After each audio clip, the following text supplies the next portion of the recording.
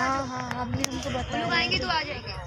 हाँ, हमें तो ध्यान से हो जाएगा। स्वागत सभी आदरणीय आगतों का, कानपुर के सुधी जनों का आपके अपने फूल बाग में स्वागत, सुस्वागत। ठीक है, हम बता दें। आपके सामने विद्यमान है हमारे राष्ट्रपिता परम आदरणीय महात्मा गांधी जी की स्मृति और नाम को समर्पित गांधी भवन।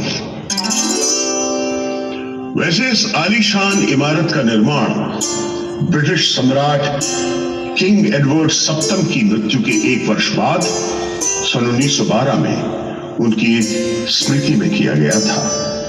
यहां विस्तृत ये बाग भी किंग एडवर्ड सप्तम की माता सम्राज्ञी क्वीन विक्टोरिया के नाम पर ही बनाया गया था।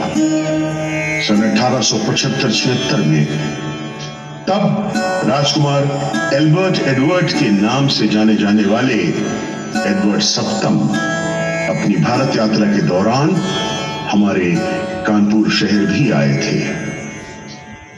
आजादी के 1.5 दशक बाद उपनिवेशवाद के निशानों को पुनर्परिभाषित करते हुए इसका नाम रखा गया था गांधी भवन।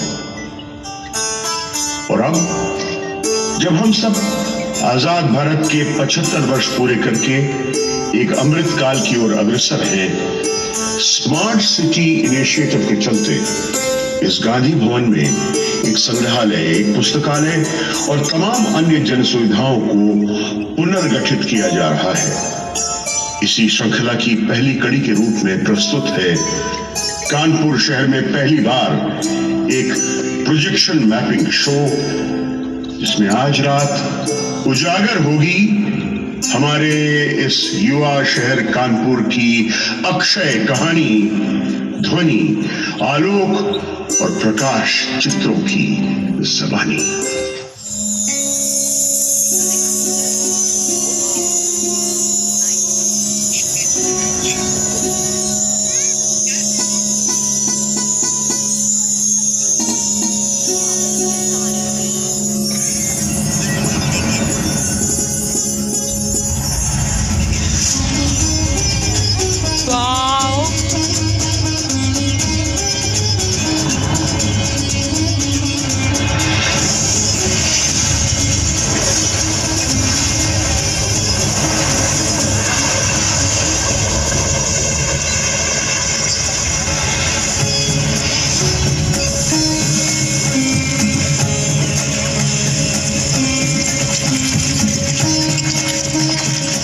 इंद्रप्रस्थ महाभारत काल,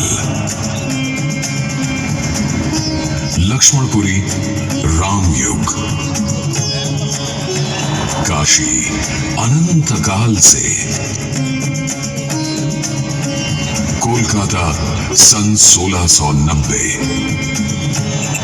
जयपुर सन 1727, कानपुर सन 1800।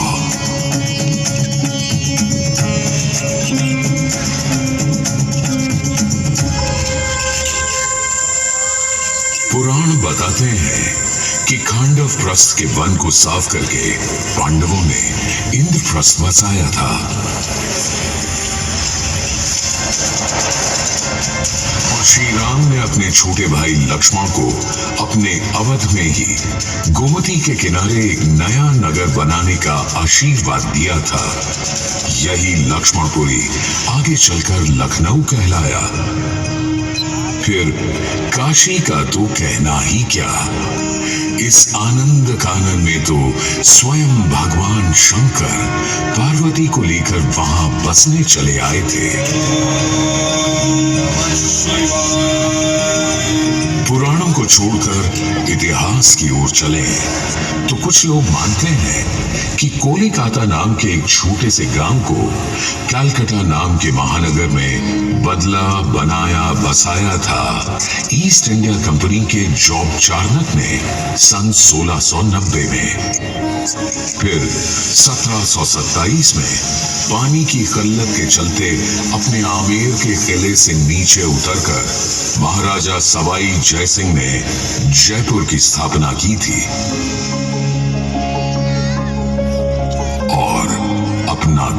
कानपुर।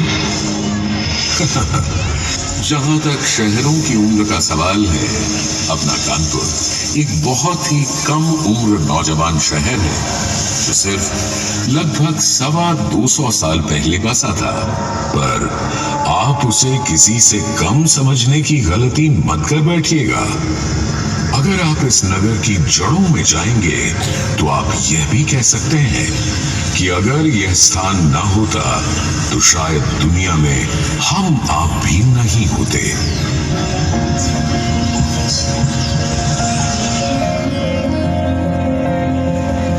क्योंकि यहां से 20 मील दूर ही तो ब्रह्मावर्त घाट पर बैठकर भगवान ब्रह्मा ने मानव को गढ़ा था और मानव जाति की शुरुआत की थी। उस जगह जिसे आज हम बिठूर के नाम से जानते हैं, राजा उत्तानपाद के पुत्र ध्रुव ने एक टीले पर खड़े होकर ऐसा तप किया था कि दुनिया आज उसे ध्रुव तारे के रूप में देखती और जानती है।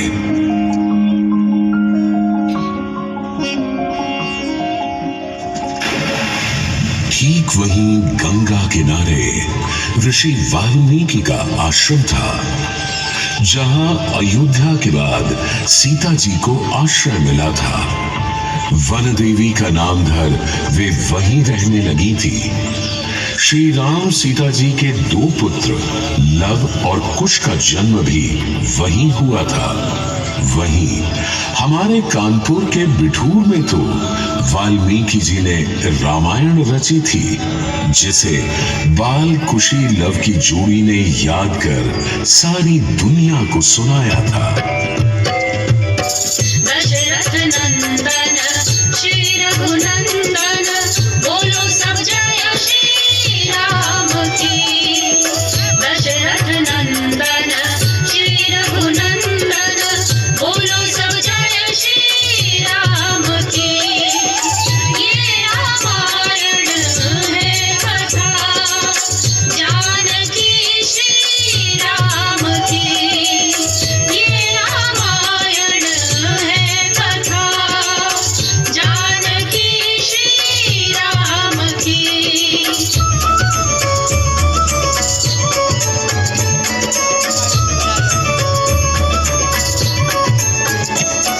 दशरथ के पुत्र बड़े ने जब शिव धनुष उठाकर तोड़ा था, उस ही क्षण में देही ने श्री राम से नाता जोड़ा था। फिर जनक सुता को लेकर राम चल पड़े थे अपने अयोध्या धाम। पर किसे पता था राज नहीं थे भाग में लिखे कष्ट तमाम। लक्ष्मण सीता संग चले वन, राम न सोची जानकी। ये रामायण है कथा जानकी श्री राम की। जानकी श्री राम की।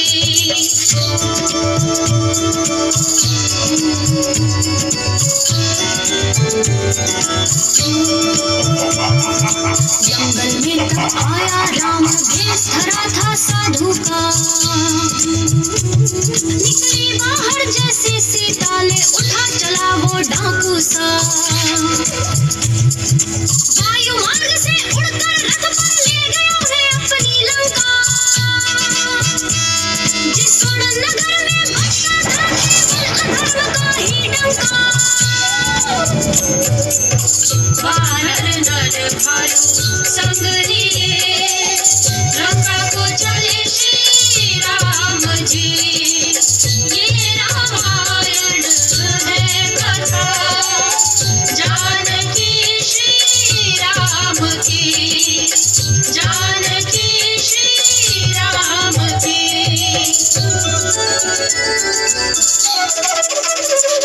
श्री राम ने जब भेदी ना भी रावण भूषाई हुआ मरकर।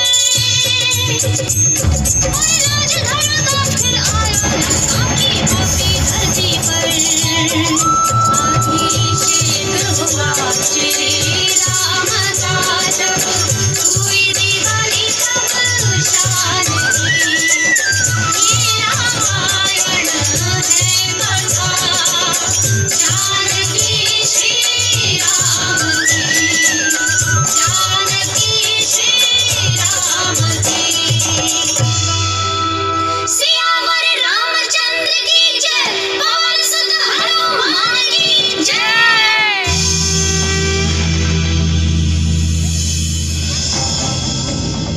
प्राचीन पौराणिक पुरातन बिठूर और ऐतिहासिक पुरातात्विक जाजमऊ के बीच की जगह को कानपुर नाम शायद 1209 में मिला अपने राजा कान्ह देव से।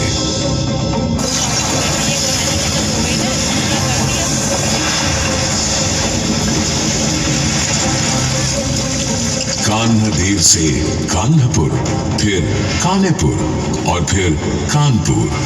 पर तब इस छोटी सी बस्ती को कोई कोई ही जानता था।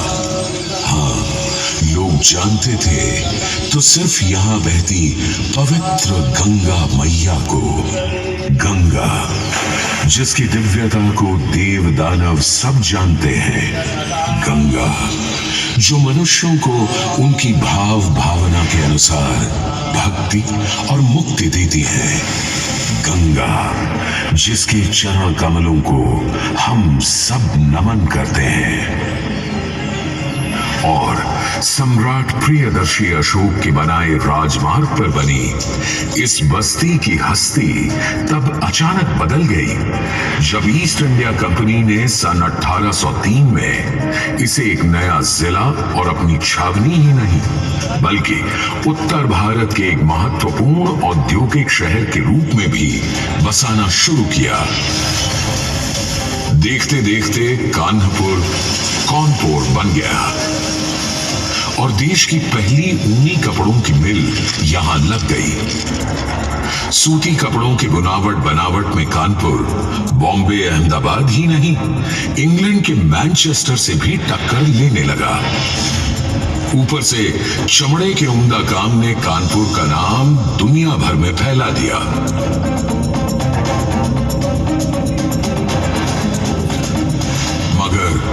मिलों में कपड़ा बनाकर अंग्रेज ईस्ट इंडिया कंपनी भारतीय किसानों को लूटने और कारीगरों, कामगारों, जुलाहों को बर्बाद करने में लगी थी।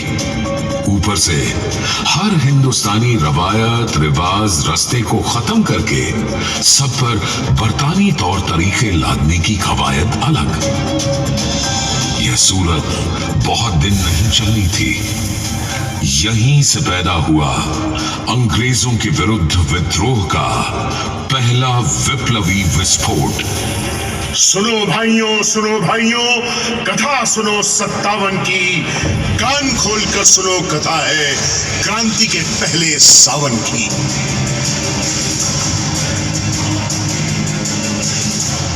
नाना साहब थे बिठूर से, चला रहे सारा संग्राम।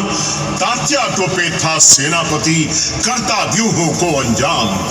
खान अजीमुल्ला लगे थे हर सहायता लाने में। अफगानिस्तान हो या हो रूस, सबको ही समझाने में। 27 जून को अंग्रेजों को भगा भगा कर मारा इतना, बना दिया नाना को पेशवा, पूरा किया पुराना सपना। जनरल हेवलक हुआ पराजित एक नहीं 2 बार, पर तीजी जब जंग हुई क्रांति की फौजें खाई पछाड़। फिर जनरल विंडम भी आया, करने लगा नए हमले। तात्या टोपे ने छोड़ा कब्बू जब हालात नहीं बदले। मैनावती लड़ी आखिर तक, जब तक नहीं हुई स्वाहा। देख अजीजन के तेवर, खुद हेवलक बोला था वाह वाह। पर हाँ दुर्भाग्य, भाग्य थे फूटे, ना सफल हुई वो पहली जंग। पर अंत समय आने तक थे सारे वीर बहादुर संग। मंगल पांडे, तात्या टोपे, बेगम हजरत, रानी झांसी, देश प्रेम में हंसते हंसते तोपे झेली, चढ़ गए फांसी।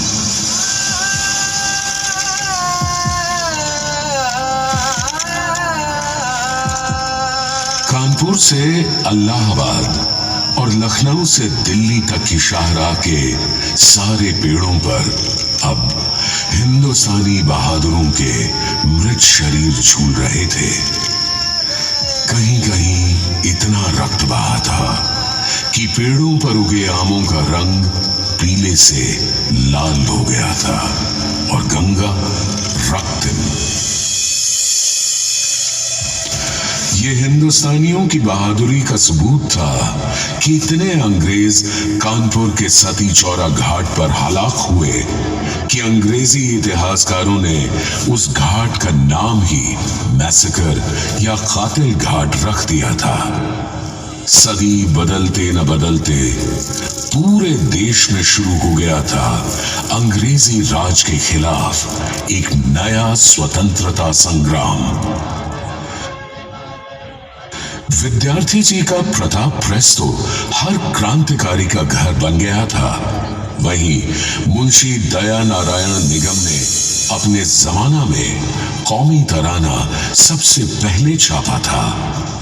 सारे जहां से अच्छा हिंदुस्तान हमारा।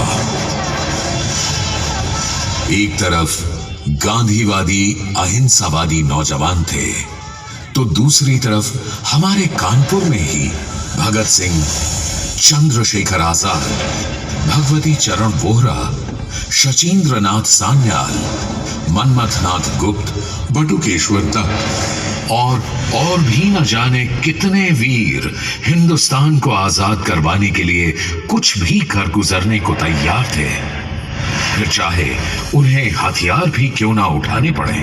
कानपुर के दुबले पतले कमसिन कमजोर से शिव वर्मा का डीएवी कॉलेज का हॉस्टल रूम इन सब युवा क्रांतिकारियों का केंद्र बन गया था।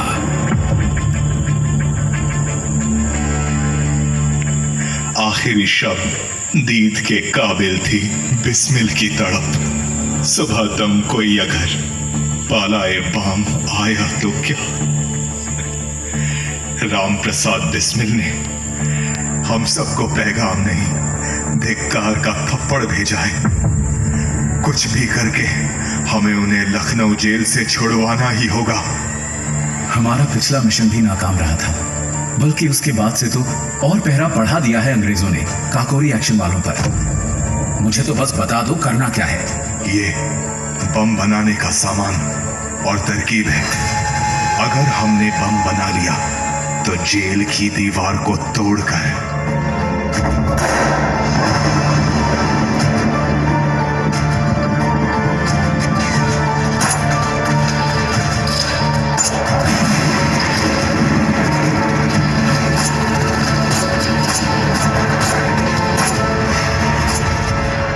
उनका नक्शा पकड़ा गया और वो काकोरी कांड के जांबाजों को बचा नहीं पाए। काकोरी कांड में शामिल 4 बहादुरों राम प्रसाद बिस्मिल, अशफाकुल्ला खान, राजेंद्र लाहिरी और रोशन सिंह को फांसी चढ़ा दिया गया। स्वयं महात्मा गांधी स्वतंत्रता आंदोलन के समय 7 बार कानपुर आए थे और मोहब्बत व इंकलाब के शायर मजदूरों के हिमायती मौलाना हसरत मोहानी ने यहीं से तो देश को नारा दिया था, इंकलाब जिंदाबाद। 25 मार्च 1931 को हिंदू मुस्लिम एकता की अनोखी मिसाल कायम करते हुए प्रतापी लेखक, संपादक, अनुवादक, जननेता श्री गणेश शंकर विद्यार्थी ने एक हिंदू मुस्लिम फसाद को रोकते हुए अपने प्राणों का बलिदान दे दिया। यह श्री विद्यार्थी जैसे बलिदानियों की प्रभा का प्रताप था कि 1947 में भारत आजाद हो गया।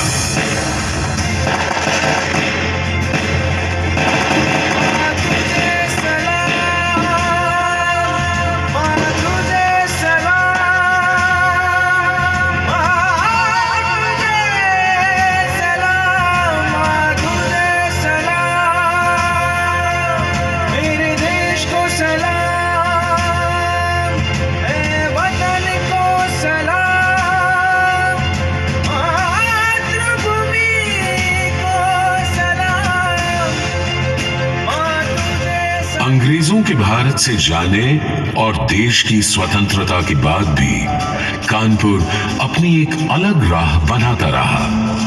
शिक्षा के मामले में कानपुर हमेशा से अग्रणी रहा है। क्राइस्ट चर्च, पीपीएन, वीएसएसडी, बीएनएसडी और डीएवी कॉलेज जैसे तमाम संस्थानों ने भारत मां का माथा ऊंचा किया है। देश और दुनिया को एकात्म मानववाद या इंटेग्रल ह्यूमनिज्म का सिद्धांत और संस्कार देने वाले पंडित दीनदयाल उपाध्याय ने कानपुर सनातन धर्म कॉलेज से ही स्नातक की शिक्षा प्राप्त की थी और डीएवी कॉलेज कदाचित संसार का अकेला ऐसा कॉलेज होगा जहां से किसी देश के प्रधानमंत्री और राष्ट्रपति दोनों बने हों। जब देश में नए 5 प्रौद्योगिकी संस्थान बने तो कानपुर में नींव डाली गई आईआईटी की, जो भारत ही नहीं सारी दुनिया के लिए कल्याणकारी सिद्ध हो रहा है। तांत्रिकी में HBTI, वस्त्रों के लिए टेक्सटाइल इंस्टीट्यूट, चमड़े के लिए लेदर रिसर्च इंस्टीट्यूट और चिकित्सा के लिए गणेश शंकर विद्यार्थी मेडिकल कॉलेज अपने अपने क्षेत्रों को बढ़ावा दे रहे हैं। यहाँ की Chandrashekhar Azad university of agriculture और दलहन संस्थान किसानों का जीवन बेहतर बनाने में रत है। देश के जवान भी अपनी सुरक्षा और देश की रक्षा के लिए कानपुर पर निर्भर रहते हैं। Small arms factory, field guns paratroopers के पैराशूट्स, नेवी की मजबूत अटूट रस्सियां, अलग अलग स्थानों तापमानों के लिए जूते, सेना की वर्दी, सब कानपुर से बनकर सीमाओं तक जाते हैं। आर्मी के लिए हमने तो अपने शहर में एक और शहर बना लिया है, अरमापुर। कानपुर के औद्योगिक घरानों ने अपने शहर को बनाया और बढ़ाया है ही। इनमें से बहुत से घरानों ने कानपुर को बहुत ही नवीन पर प्राचीन भक्ति में रचे बसे मंदिर भी दिए। हमारा कानपुर लोक नाट्य नौटंकी का बहुत खास स्थान रहा है।